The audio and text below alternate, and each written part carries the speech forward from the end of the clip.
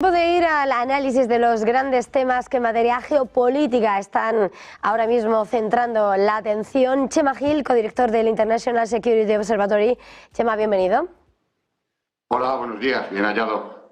Bueno, la mirada está puesta en Oriente Próximo. Está, por una parte, lo que está siendo la intensificación, el agravamiento de la situación en Siria, y luego te voy a preguntar también sobre ese alto el fuego o no en el Líbano. La mirada ahora mismo está puesta en Siria.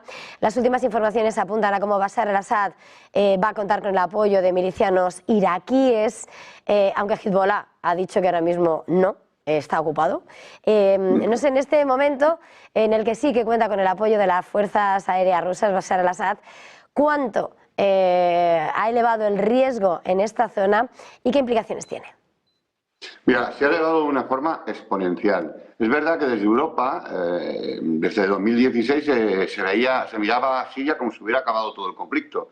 Todos los analistas decíamos, no, ahí sigue habiendo guerra, ahí sigue habiendo yihadismo, en particular en la zona de Idlib, que es una zona donde nunca las fuerzas regulares de Assad consiguieron entrar. Y aunque los bombardeos eran continuos, tanto por parte de Irán como por parte de Rusia, es decir, los aliados del régimen de Assad, lo cierto y verdad es que hayan resistido. ¿Qué ha ocurrido? Pues que en muy pocas semanas, y esto hay que ponerlo de manifiesto con una claridad, muy pocas semanas, los grupos terroristas que se vinculaban en torno al Frente Nusra y al Daesh se han puesto en marcha de una manera absolutamente rapidísima, han llegado a Alepo, mientras que lo que se llaman las fuerzas democráticas opositoras al régimen de Assad, que de todo eso habría que hablar mucho y matizar mucho, lo cierto y verdad es que están más en otras posiciones como podrían ser Homs, llegar hasta Homs.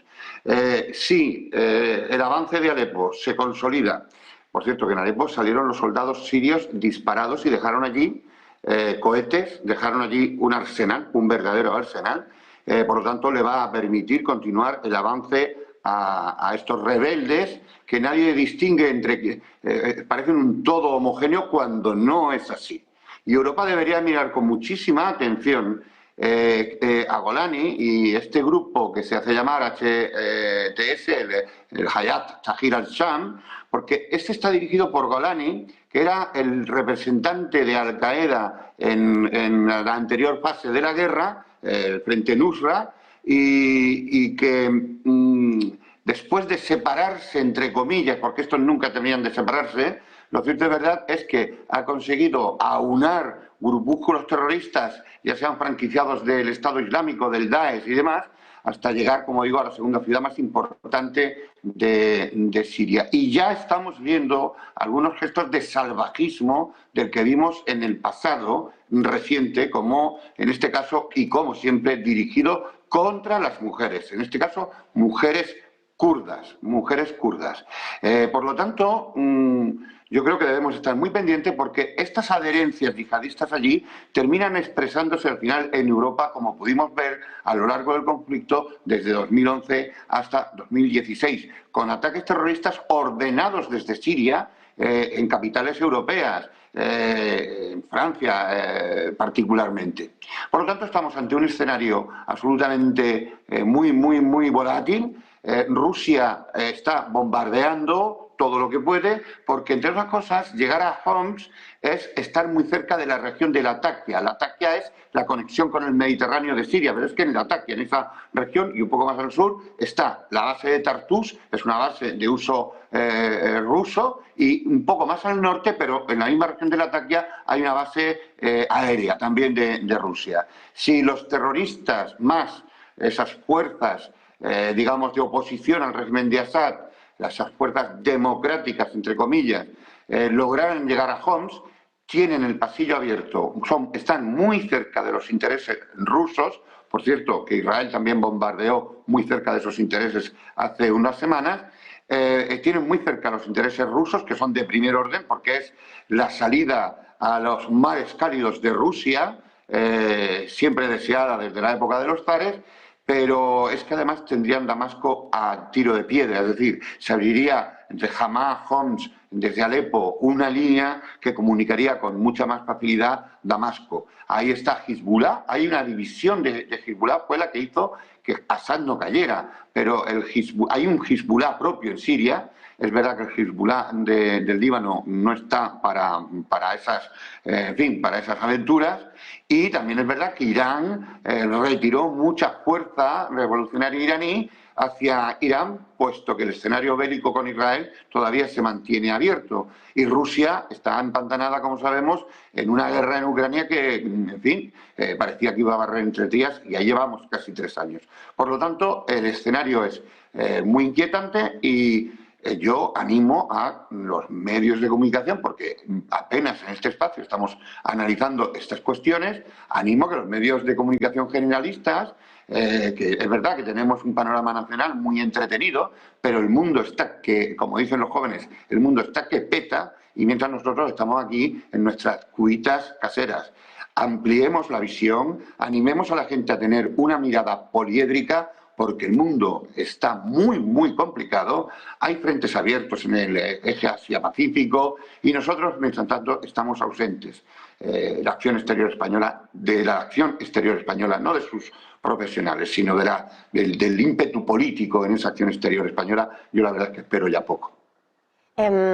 Nosotros sí estamos muy pendientes aquí, y además con expertos como tú, Chema, y precisamente antes de cambiar de zona del mundo, y por la implicación, y decías, Europa no puede perder de vista lo que pasa ahí, pero evidentemente es que es un sitio de caldo de cultivo de otros muchos factores, como estaba señalando ahora mismo, con las raíces yihadistas que pueden partir de ahí.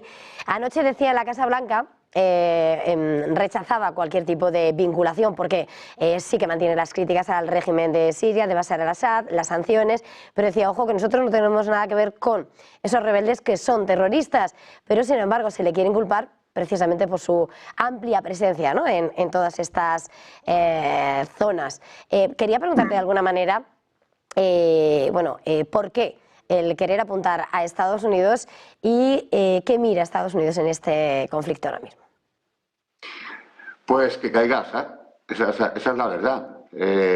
Ayer se rumoreaba que incluso el propio Assad habría pedido, fijaos lo que estamos diciendo, esos son los rumores, ¿no?, de que habría pedido ayuda a Israel, y Israel habría puesto unas condiciones absolutamente taxativas, y además yo eso verdaderamente lo veo muy lejano. Lo mismo es cierto, no lo sé, pero lo cierto y verdad es que detrás del impulso de estos rebeldes, después de que Golani se separara expresamente de lo que es Al-Qaeda, recordemos, pero viene de ahí, es muy posible que haya operaciones de inteligencia que estén animando a que en estos momentos donde los asociados, los aliados de Siria están absolutamente pendientes de la guerra y de posibles revoluciones dentro de sus territorios, es muy posible que se ayude a que o se facilite de una manera más o menos sutil, desde luego no va a ser evidente, a que estos rebeldes hagan caer a Assad, o por lo menos puedan tomar una mayor superficie de Siria. Recordemos que muy cerca de Siria hay bases americanas, igual que las hay en Irak, y en estos momentos precisamente son milicias chiitas iraquíes el principal apoyo que tiene Assad. Assad, que se tira más tiempo viviendo en zonas seguras, como puede ser Turquía, como puede ser en propia Rusia. Ahí vemos muchos agentes externos interviniendo. Turquía, claro que está apoyando, pero está apoyando precisamente a la parte yihadista. Recordemos que por allí pasaron más de 17.000 yihadistas procedentes de Europa, pasaron por Turquía, y Turquía apenas localizó una docena. Y ya te puedo adelantar que los servicios de inteligencia turcos de tonto tienen muy pocos. Esto quiere decir que Turquía va a intentar frenar la autonomía en el norte de Siria, una autonomía kurda, y por eso está jugando un papel también muy preeminente, ¿no?, en el conjunto de actores que de una o de otra manera están vinculados a este conflicto. No lo dudes por un momento. La inteligencia militar o la inteligencia civil de países que son enemigos del régimen de Assad, lógicamente van a apoyar de una o de otra manera esto. Recordemos cómo se apoyó en la guerra soviética contra Afganistán, en la invasión, cómo se apoyó sutilmente, menos sutilmente de lo que mucha gente ve, pero lo hemos visto con perspectiva histórica, cómo ayudó precisamente a los que se enfrentaban al régimen talibán. Bien, pues eso es lo que al régimen ruso, al soviético. Por lo tanto, que sepamos que detrás de estas maniobras hay sin lugar a duda apoyos que puedan ser o no reconocidos, pero apoyos de inteligencia, a lo mejor armamento, etcétera, en el sentido de que se pueda acabar con el régimen de Assad, el sátrapa. Pero no nos olvidemos también que hay unas circunstancias muy, muy claras. En Siria viven cristianos, en Siria viven drusos, en Siria viven judíos también, algunos quedan.